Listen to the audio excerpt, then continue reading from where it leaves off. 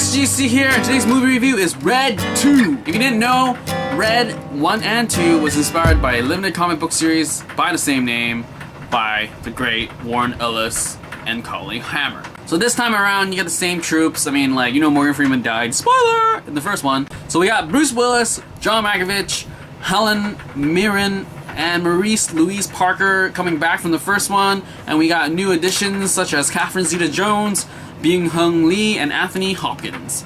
So the general breakdown of the story goes, Bruce Willis is retired and he's chilling out with mary-louise Parker, and John Malkovich is like, dude, we've been like screwed over again. This time they're gonna hunt us down because we're somehow involved with this like protection detail or something. And then they found out that it's a bomb thing, and now we're gonna figure out the bomb thing. And then Helen Mirren and Byung-hun Lee is actually contracted to kill these two guys.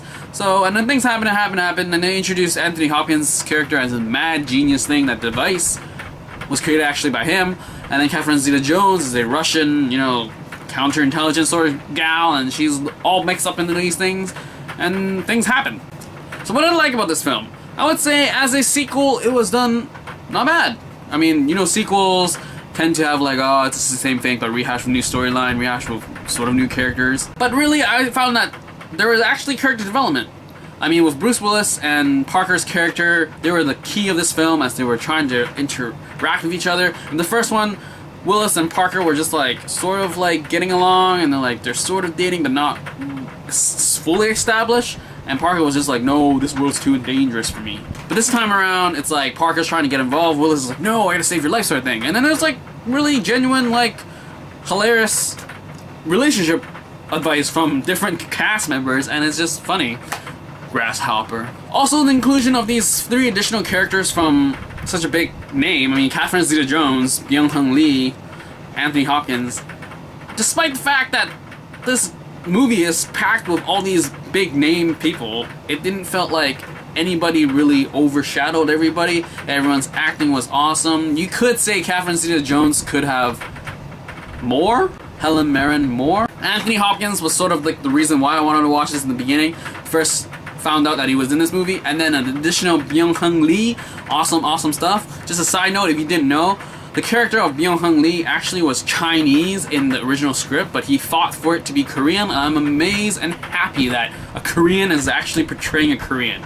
Really disliking the fact that Hollywood is trying to get all these Koreans to fit in a Japanese role or like a Chinese role. You know, there are Japanese people that can act, Chinese people that can act, and if they're not from Japan, it's okay. You know, you have American Chinese, American Japanese people. So yeah, the general plotline was pretty good. It kept you guessing as in who's the real bad guy, and like, oh, like, are they gonna kill each other now or later, or what's happening? I really loved Byung-hun Lee's character because he was just so mad and like pissed off all the time. Where's my plane? That's amazing stuff, and I'm actually sad that he's 40-something already because he's like going in the later realm of action hero star. I really wish that in a couple of years he just gets more and more Hollywood films because he's amazing and just awesome. So yeah, I mean, I talked about the cast, I talked about the storyline, everything was good. It was better than what I expected. I thought it would be like, ugh, like sequel syndrome. So what I didn't like, the actual ending might be a turnoff to a lot of people because I was sort of surprised that they ended off with that sort of note. But do note, it is inspired by a comic, so I sort of used that to justify the ending because you don't really need to logic everything, but you know, you can have gripes about it, and you could say it's lazy writing. It probably is, because I mean, you could have totally easily explained the ending, and I would have loved this film so much more. It was just that ending that was just like, oh, why? Beyond that, I like the gags, the jokes. Malkovich is awesome.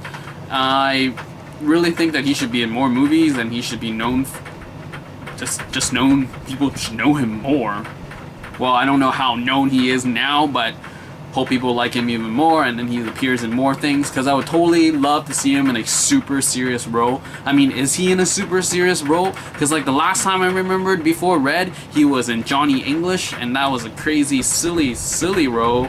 And I'm just looking at his filmography, and I mean, look at that. You got Red 2, he was in Warm Bodies, that wasn't that serious because he was hardly in it. He was in Red. He was in Transformers: Dark Side of the Moon. Didn't watch that. Jonah Hex, he was actually in. Burn After Reading, he was awesome, but it was comedy. So I'm just looking through. Johnny English was back in 2003. Wow, that's far. And there's Being John Malkovich, starring himself. Nope. Well, he has a very long filmography, 1983 starting. So hopefully, maybe, I don't know, maybe Secretariat. He was in Serious. I don't know. Haven't seen that.